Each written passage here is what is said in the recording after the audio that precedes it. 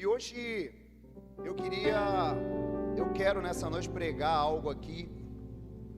E a pergunta que eu quero fazer é: onde está o Cordeiro? Pergunta para a pessoa que está ao seu lado: onde está o Cordeiro? Abra sua Bíblia comigo em Gênesis, capítulo 22, versículo 6.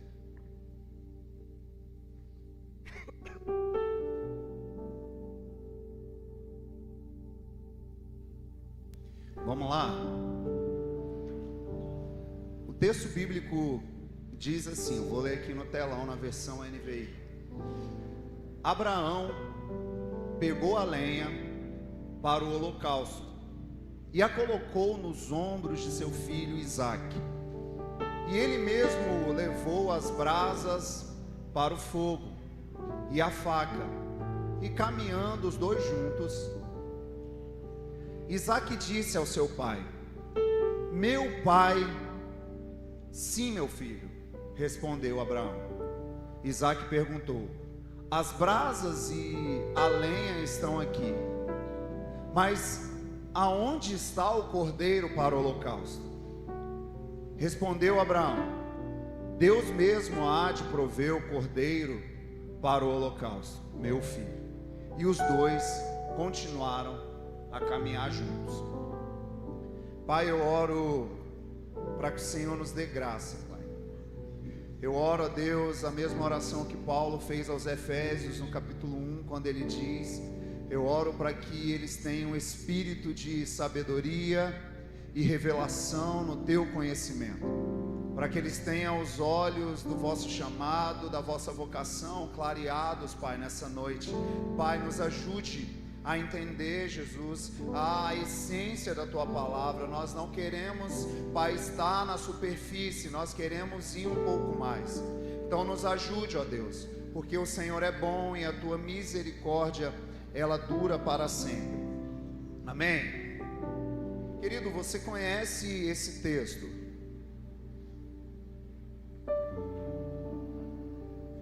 Gênesis 22 relata a história de Abraão e do seu filho Isaque.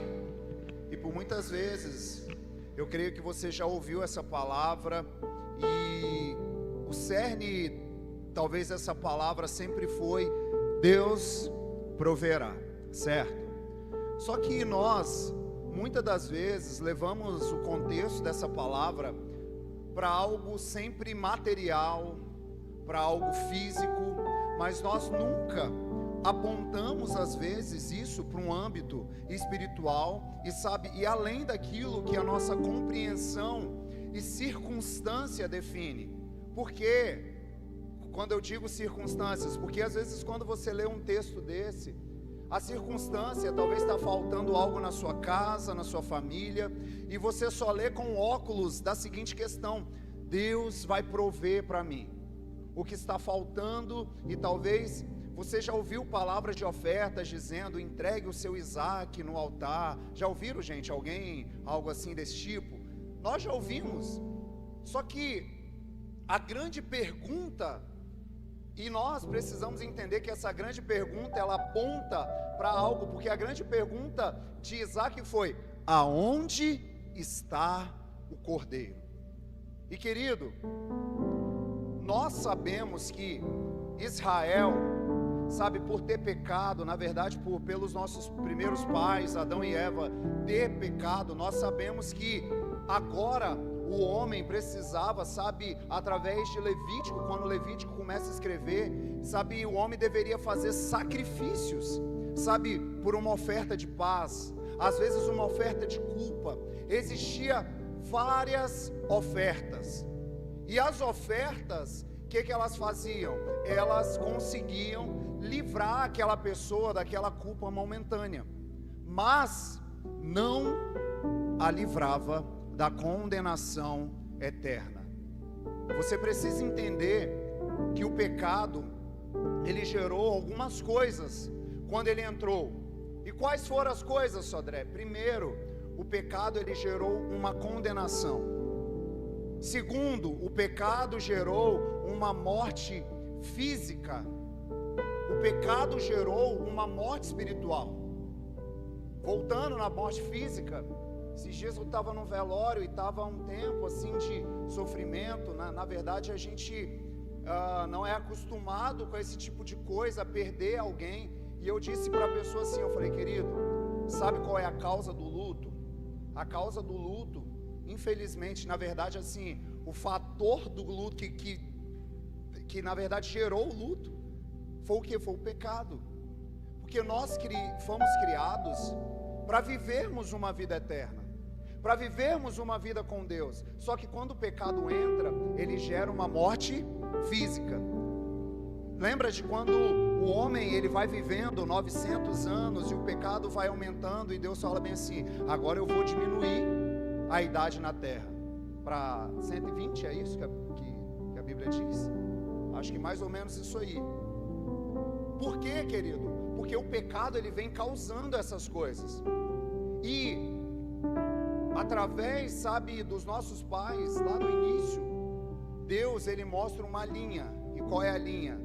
Precisava ter um sacrifício.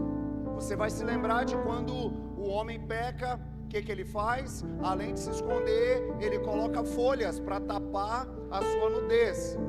Porque agora ele sente vergonha, ele percebe que ele está nu. E a Bíblia fala que Deus pega vestes de animais e cobre aquele homem.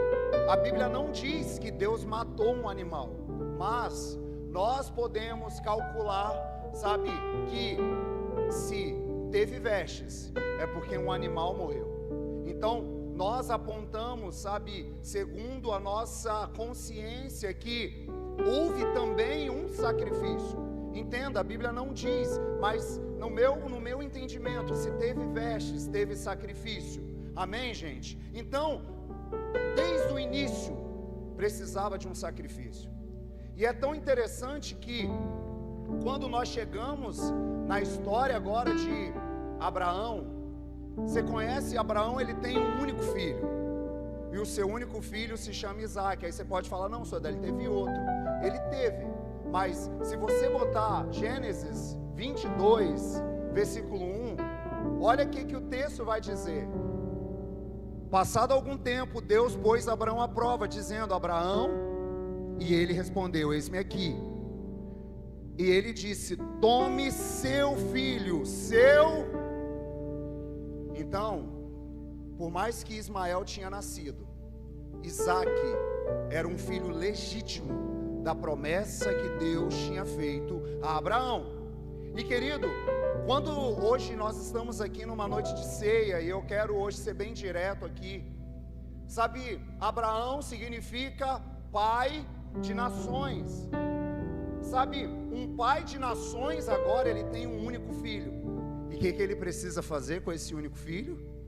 Sacrificá-lo. Nós temos um pai. Efésios 2,18 vai dizer, se não me falha a memória, que Deus é um pai de uma grande família. E esse pai um dia ele deu o seu único filho por nós. Querido, sabe, isso se tornou muito normal na nossa mente. Hoje eu pensava nisso pela manhã, eu falei: gente, o problema é que quando as coisas se tornam comuns, elas perdem o seu impacto. O problema é que quando tudo vai se tornando, sabe, natural, vai perdendo. E hoje eu falei: uau, cara, Deus ele deu, sabe, o seu único por mim. João 3,16 vai dizer que ele deu, sabe, não só por mim, ele deu por amor ao mundo, querido, ao cosmo. Quando fala ao mundo, fala de tudo. Deus quis restaurar tudo. Para quê? Para Ele. Romanos 11, porque dele, por Ele e para Ele são todas as coisas. Só que, voltando para esse texto agora, Abraão ele tem uma escolha a fazer. E ele faz essa escolha. Ele decide levar o seu filho ao holocausto. Eu acho tão interessante, versículo 3, nós vamos discorrer rapidinho nesse texto. Versículo 3 de Gênesis 22. Gênesis 22, 3.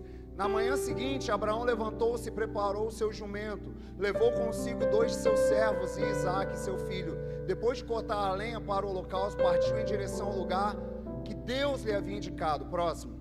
No 3º dia de viagem, Abraão olhou e viu o lugar de longe.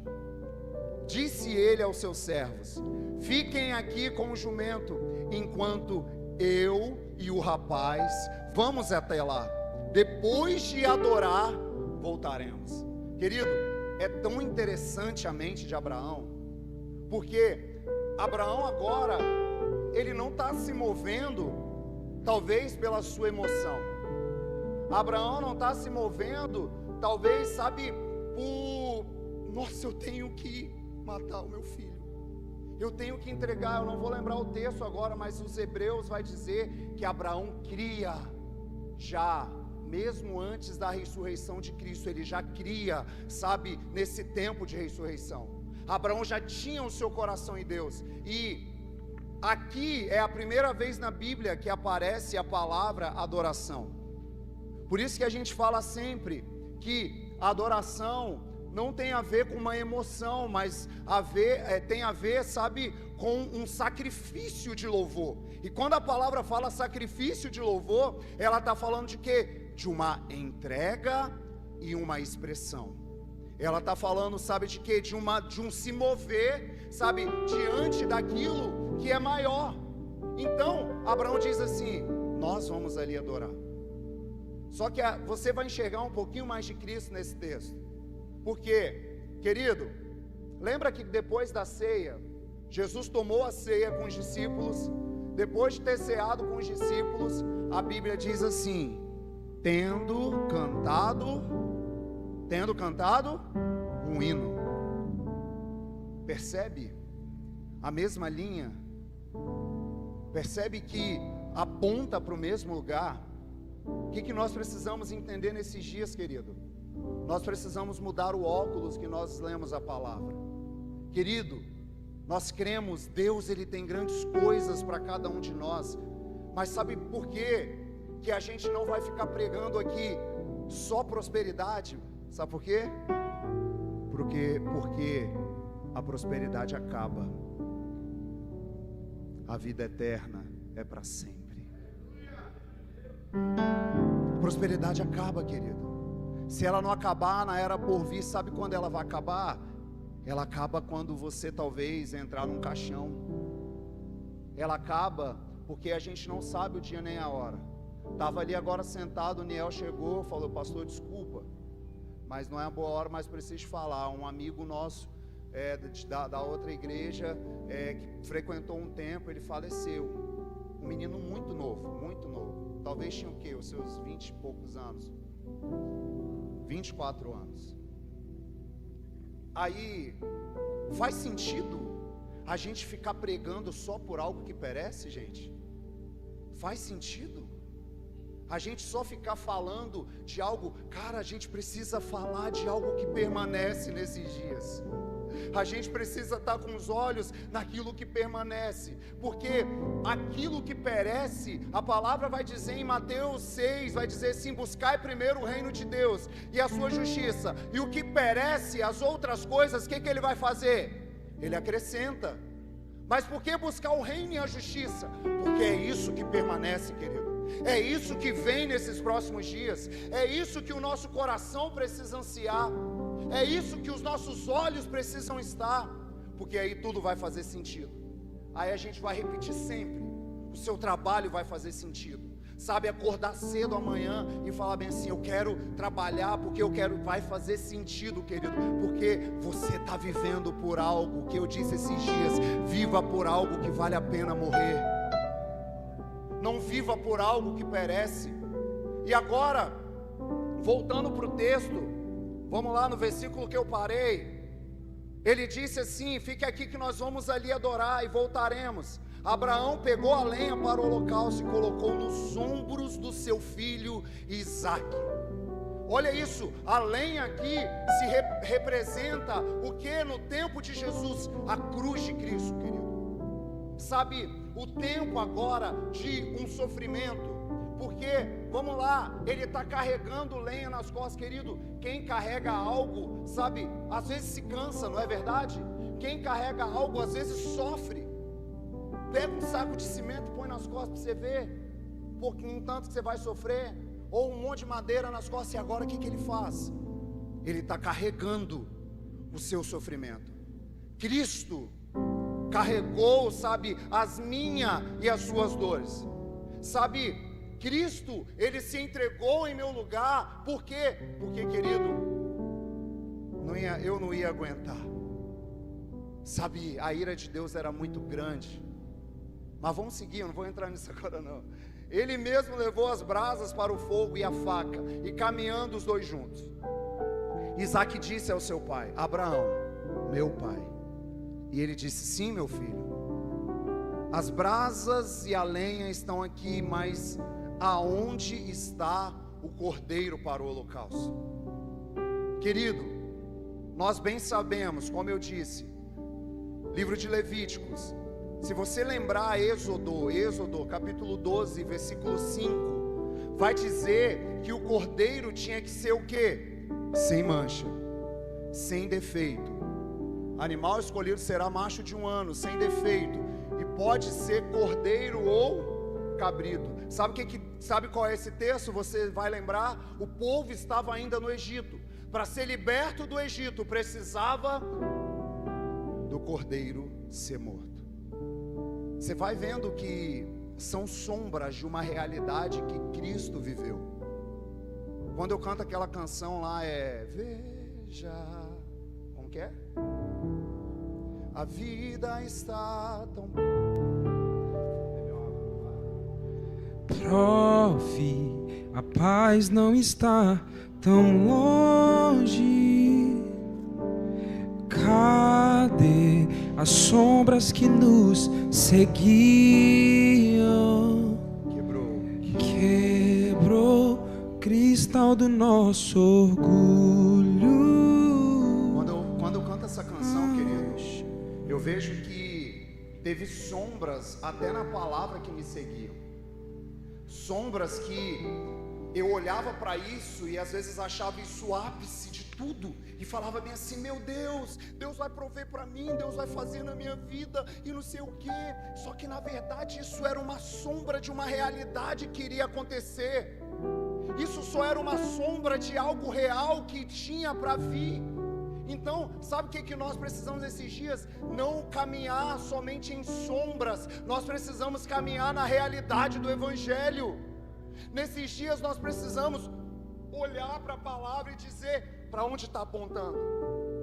Para onde vai me mostrar o caminho? Aonde que mostra Jesus? Porque de Gênesis a Apocalipse, querido, é tudo sobre Ele.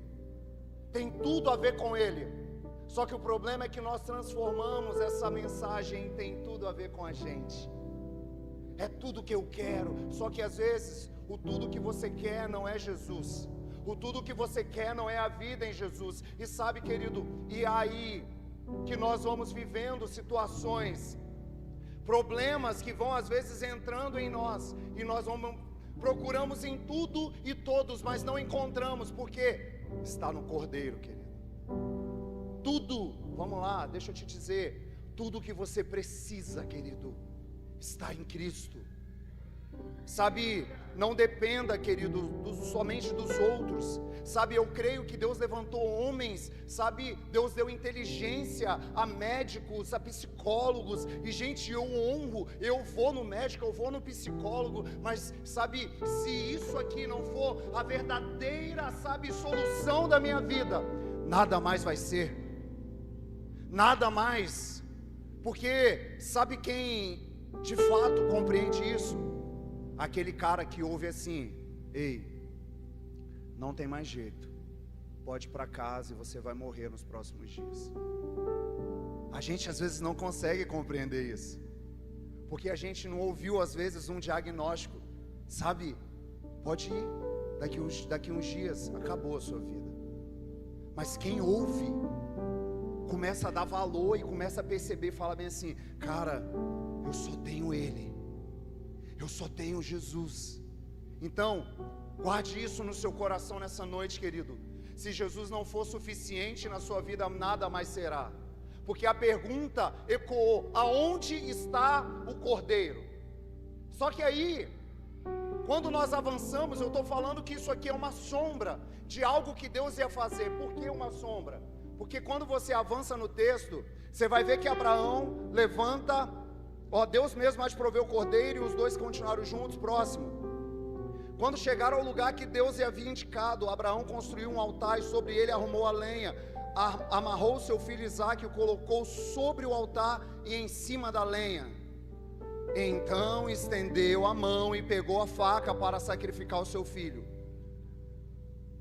Mas o anjo do Senhor o chamou do céu: Abraão, Abraão. E ele respondeu: eis-me aqui. Próximo. Não toque no rapaz. Disse-o: não lhe faça nada. Agora sei que você teme a Deus, porque não negou o seu filho, o seu único filho. Abraão ergueu os olhos e viu um carneiro preso pelos chifres no arbusto.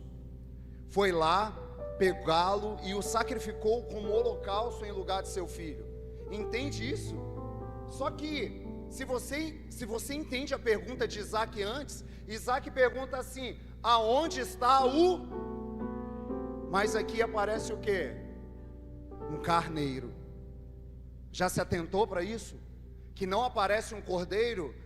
Aí se você perguntar: Sodré, qual é a diferença entre um cordeiro e um carneiro?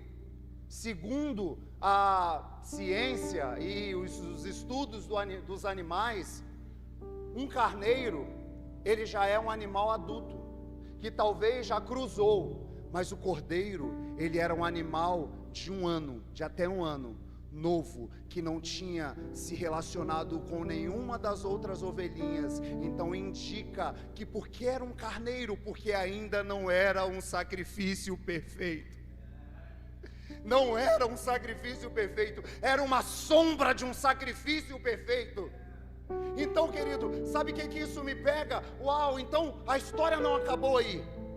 Aí um dia João 1:25, você vai ler comigo, eu peço para você ler, para você não dormir, para você ficar juntinho comigo.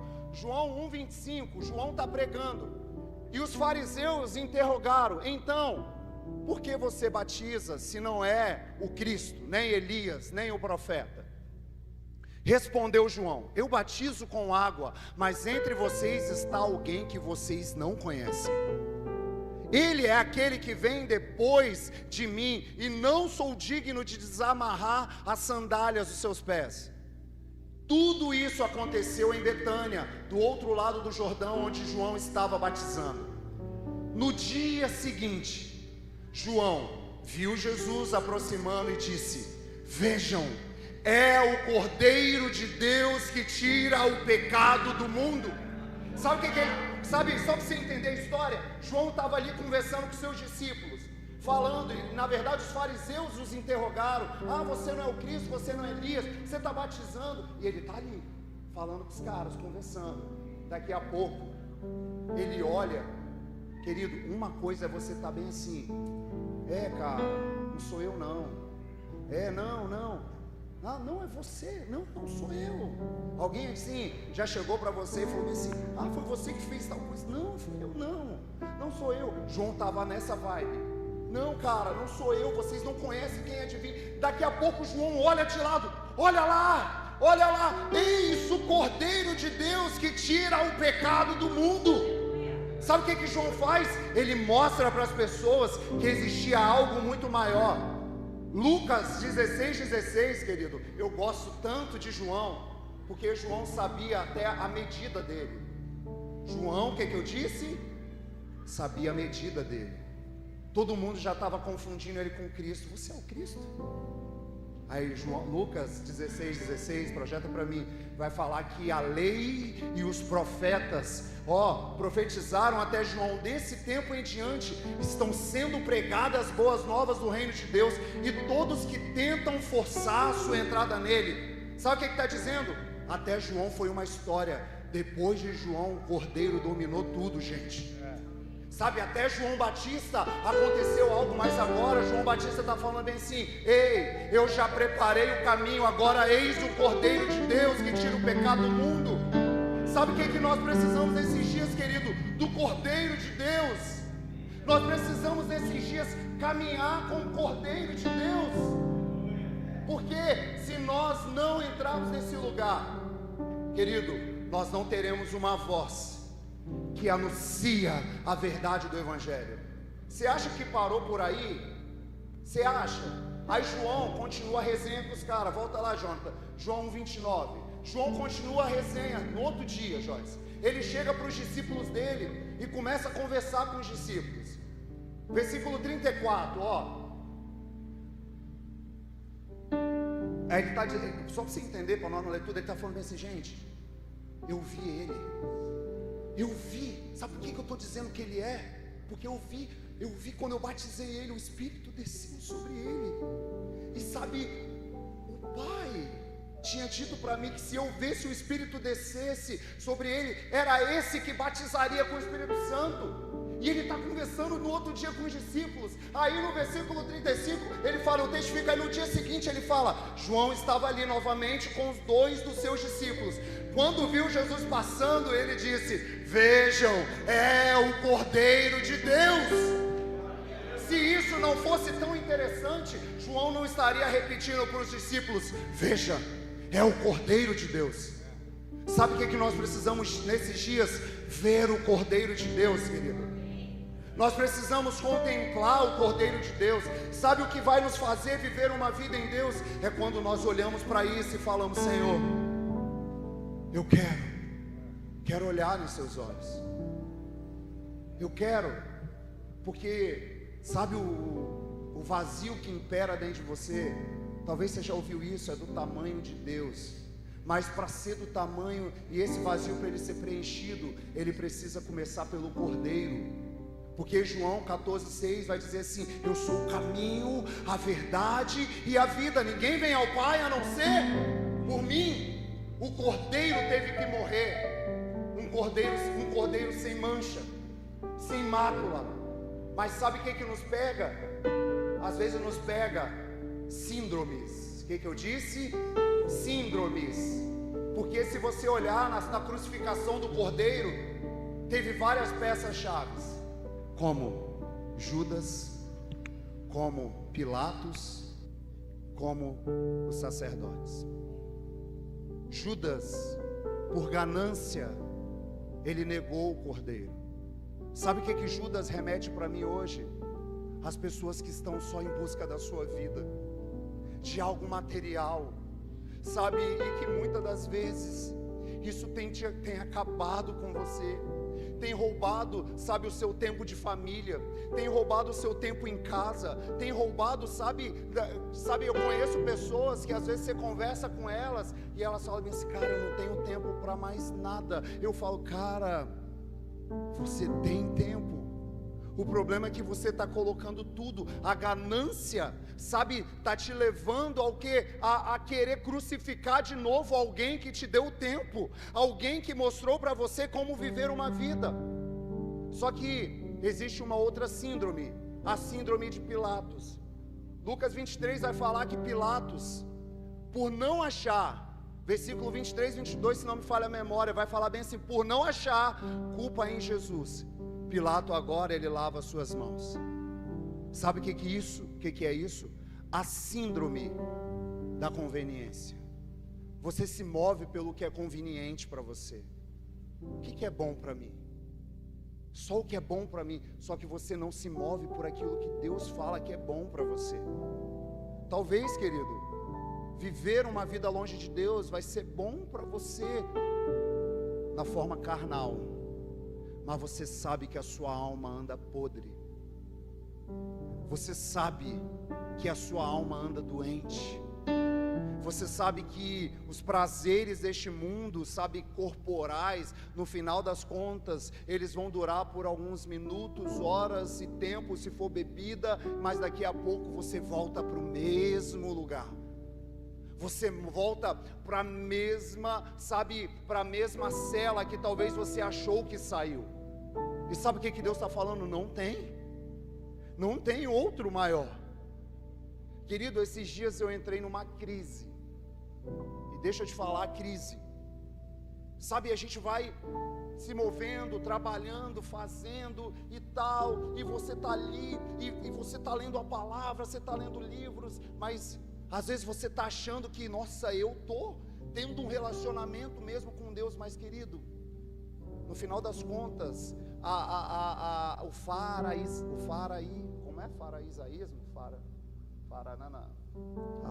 a síndrome dos fariseus começa a tomar às vezes você, e você vai, sabe, aquilo vai se consumindo. E querido, eu estava em casa, e foi dias e dias assim, quando eu falo dias, uns 4 dias eu comecei, e daqui a pouco, algo começou a me consumir, um choro, e eu falei, meu Deus, o que está acontecendo comigo? Senhor, o que está acontecendo comigo? Até que daqui a pouco, sabe o que eu percebi? Precisava voltar para um lugar em Deus. Eu precisava de novo olhar nos olhos do Cordeiro e olhar como João, e sabe, ver como João fala, ver o Cordeiro de Deus. E eu comecei de novo a olhar para o sacrifício de Jesus na cruz do Calvário, e isso moveu o meu coração a tal ponto, que eu falei bem assim, Senhor, eu quero me apaixonar outra vez, porque querido, vamos lá, a gente às vezes vai caminhando, você talvez já vai acostumando, sabe, com os cultos, com as coisas, mas não tem mais aquele ardor no peito, sabe, não tem mais aquilo no coração que te pega, como João estava ali, ele fala, cara, eu estou aqui, vocês estão achando que sou eu, mas aquele é Ele, e eu comecei a ver na minha vida, eu falei, é Ele que é o Cordeiro na minha vida. E o que a gente precisa nesse tempo, querido? Estar com os olhos no Cordeiro. Nós precisamos, sabe, porque Lucas 10:3, quando Jesus, Lucas 10:3, Jesus ele escolhe 72 homens. Quantos homens? Ele envia esses homens de 2 em 2 na frente dele, fala bem assim, eu estou indo, mas vai na frente, e ele fala bem assim, vão, e eu estou enviando como cordeiro entre os lobos. Sabe o que ele está falando? Eu sou o cordeiro, mas vocês também são os cordeiros. Vocês precisam manifestar algo no lugar onde vocês vão entrar. Quando nós pegamos Pedro, sabe, Jesus fala com Pedro, Pedro, tu me amas? Sim, eu te amo, então apacenta os meus cordeiros, cuida deles. Sabe o que ele está apontando? Ei, vamos lá, existe algo de Deus em você, e Deus esses dias apontou, vamos lá, Sodré, você precisa ter cheiro do cordeiro. Ah, querido, você precisa caminhar, sabe, com os olhos, sabe, fixo, porque, gente, às vezes, deixa eu revelar algo aqui para o seu coração, a gente vai se tornando homens com a cabeça tão grande, mas com um coração raquítico. Você sabe tudo às vezes sobre o nada. Existe algo chamado ortodoxia, que é o ensino na mente, mas a ortopraxia é quando esse ensino da mente ele vem e transforma o corpo. Sabe, nesses dias eu tenho falado, Senhor, que o Cordeiro se torne tudo em minha vida, e que o Cordeiro, como os irmãos moravianos diziam, sabe, que o Cordeiro receba a recompensa de todo o sacrifício, que o Cordeiro receba, mas para isso, querido, os nossos olhos têm que estar onde? No Cordeiro. Talvez você está falando, meu Deus, querido, se eu tiver que te falar algo,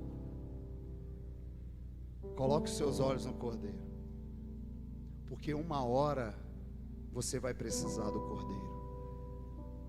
Vamos encerrar essa palavra, você está vendo que eu estou caminhando aqui. Um dia, Apocalipse 5, João recebe uma palavra, ele está na ilha de Patmos, e o anjo do Senhor, o próprio Senhor diz assim, sobe aqui. E o que João faz? Sobe.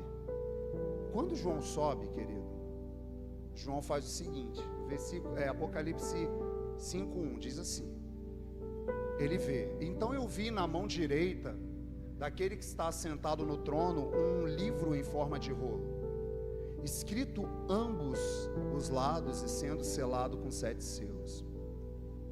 vi um anjo poderoso em alta voz: quem é digno de romper os selos e de abrir o livro?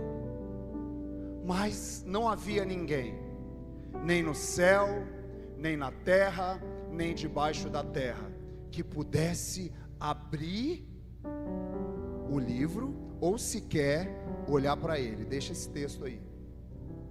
Querido, um dia, eu sempre falo que eu estava num lugar, mas nesse lugar aconteceu muitas coisas. Um dia, pastor, eu estava em Belo Horizonte e os irmãos estavam lá 15 dias cantando: meu coração queima por ti. 15 dias, gente, a mesma frase. Eu falei: meu Deus, troca o disco, troca a fita, troca. E eu não conseguia entender o tanto de devoção que existia. E me lembro de um dia lá, nos últimos dias, eu já estava recebendo muito lá, mas eu ajoelhei assim. E tem um amigo de Rondônia chamado, o nome dele é pastor Arthur. E ele ficava bem assim, andando na igreja, né? De lá e pra cá. No tempo da adoração ele ficava pra lá e pra cá. E eu falava bem assim: mano, o que você tá andando? Vocês ficam andando pra lá e pra cá. Aí ele bem assim: não, cara, tem hora que a presença é tão real que não dá pra ficar parado assim, eu não consigo. E ele ficava andando. Falei: amém, cada um com seu chique, amém, cada um com seu jeito, então se expressa, mano. Mas eu me ajoelhei nesse dia. Quando eu ajoelhei, eu abri a Bíblia. Quando eu abri, não tem aquele lance de crente, de que ele não é só crente, né? Você já fez isso também. Você abre a Bíblia: fala comigo, Senhor. Hã? Aí cai lá em Levítico, você não entende nada. Aí você fala: Deus não falou comigo. Aí você abre de novo. Aí cai lá em Tito. Aí você fala: Tito, Deus. Aí daqui a pouco você abre de novo. Aí cai em Salmos, né? Aí fala bem assim: o Senhor é meu pastor, nada. Aí você fala: glória a Deus, é Deus agora. Querido, nesse dia eu abri a Bíblia, como você já abriu um dia, caiu em Apocalipse 5:1, e eu fiquei lendo. Eu falei: meu Deus, tá bom. O que eles estão fazendo? Eles estão adorando e tal. Só que Deus me mostrou algo que eu não tinha visto. E quando eu estava ali, João, e lendo esse texto, João, ele fala bem assim, que ele está vendo um livro, e ele olha, não vê ninguém digno de abrir o livro. Só que o que João faz, gente? Quando ele vê que não há ninguém digno de abrir o livro, a Bíblia vai dizer, sabe, no próximo versículo, que João chorava muito. E sabe, muitos homens, depois eu fui estudar, muitos teólogos vão dizer que esse chorar muito, João entra na rota de arrependimento, porque ele fala bem assim: meu Deus, não tem ninguém digno, tal. Só que vamos voltar ao texto, volta aí, Jonathan, no versículo 3, para você entender. Eu estou falando do Cordeiro de Deus, amém, gente? João, ele faz assim, ó: não havia ninguém. Primeiro ele fala onde? No céu. Gente, o tempo de Deus é diferente do nosso tempo. Nós estamos no Cronos. O tempo de Deus é o Kairos e o Aion, que é a eternidade. Sabe, então existe o relógio de Deus. No relógio de Deus agora, João, ele está lá, e ele olha assim no céu. E vocês têm que ler a Bíblia, gente. Viagem na Bíblia, igual a gente viaja nos filmes, não tem? João, ele procura. Cara, não estou vendo ninguém no céu. Só que João agora, ele faz o quê? Ele olha para a terra. Na terra também ele não via. Só que depois ele vai para onde? Debaixo da terra. Tinha alguém? E por que não tinha? Aí, querido, salta algo no nosso coração. O tempo de Deus é diferente do nosso tempo. No tempo de Deus, pegue isso no seu espírito. Amém, querido? De uma forma profética. Não é a Bíblia que está dizendo, mas sabe, isso me marcou. No tempo de Deus, quando João, ele olha no céu, por que ele não encontra? Porque Cristo já tinha descido à terra para se tornar o Cordeiro de Deus.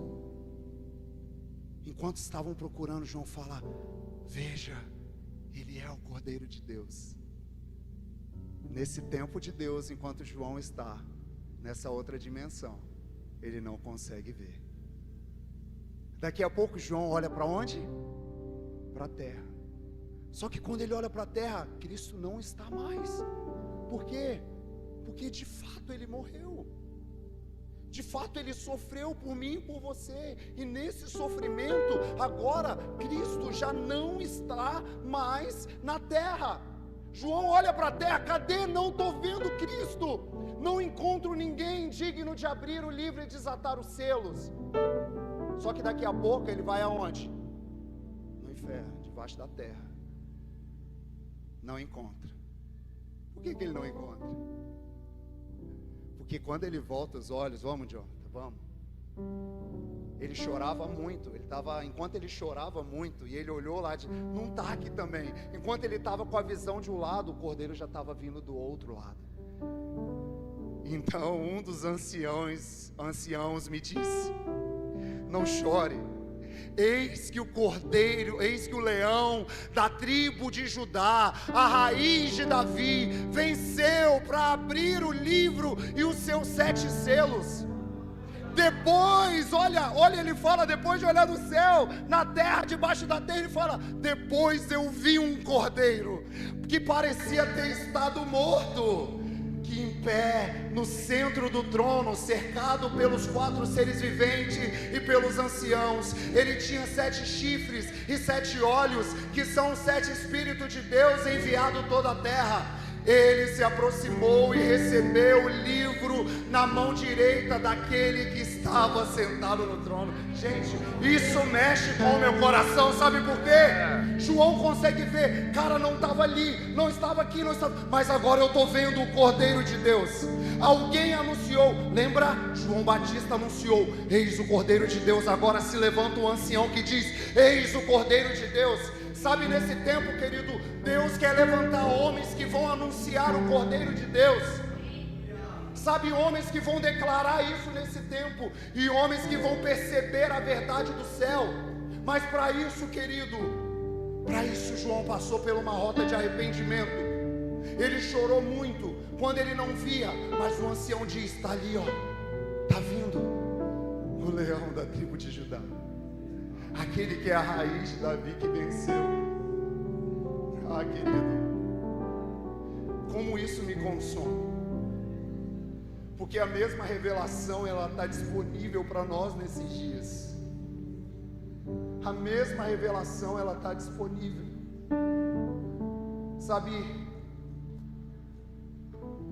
Lucas 10 disse que ele disse: vão como cordeiro entre os lobos, vão para cima. Ele está fazendo, vamos lá. Hoje correndo em Vitória, e hoje eu corri, misericórdia, gente, crê em Deus Pai. Hoje eu corri, gente, junto com o Dani e com a Luana, deram uma moral, hoje nós corremos mais. E nós passamos e vimos umas vaquinhas, né, Dani? Tiramos até foto na vaquinha. Quem já viu as vaquinhas de Vitória, né? Aí falou bem assim: essas vaquinhas aí é macumbaria, Aí a irmã do departamento profético falou que é entretenimento, gente. Então tem umas que apontam para umas coisas, mas nós paramos perto de uma vaquinha legal. E como semana passada eu falei aqui de manhã, cara, quando eu estava perto da vaquinha, eu falei bem assim: eles estão espalhando vaquinha por Vitória, mas nós precisamos espalhar o Cordeiro por Vitória. Eles estão espalhando as vaquinhas em cada lugar de Vitória, mas sabe o que nós precisamos? Nós precisamos chegar onde nós estamos entrando e falar bem assim: eis o Cordeiro de Deus que tira a depressão da sua vida. Eis o Cordeiro de Deus que acaba com a ansiedade do seu coração. Eis o Cordeiro de Deus que nesses dias vai te mostrar um caminho muito maior para se viver. Ei, querido, nós precisamos espalhar o Cordeiro pela cidade. Sabe, querido, isso precisa ser uma verdade em nós. Porque se nós não declararmos o Cordeiro, vamos começar a falar de um monte de coisa e fazer um monte de coisa. E nós que temos a maior verdade, não podemos viver como se fosse a maior mentira. Temos uma verdade, querido. Ei, deixa eu te falar uma coisa, você que está aqui, que ouve essa palavra e talvez você fala, mas pastor, eu não entreguei a minha vida a Jesus. Querido, entenda uma coisa, você só precisa reconhecer o sacrifício do Cordeiro. Você só precisa entender que, não é, pelo que eu fiz. Graça não é algo que eu fiz para merecer. Graça é algo que Ele fez por alguém que não merecia. Graça é algo que Ele se estendeu. E querido, a graça que te salva, ela te ensina a viver uma vida santa em Deus. A graça que te salva, ela te mostra um caminho. Vamos lá, os meninos do departamento de louvor, vamos. Entenda isso no seu espírito. O que nós precisamos nesses dias? Olhar para o Cordeiro de Deus.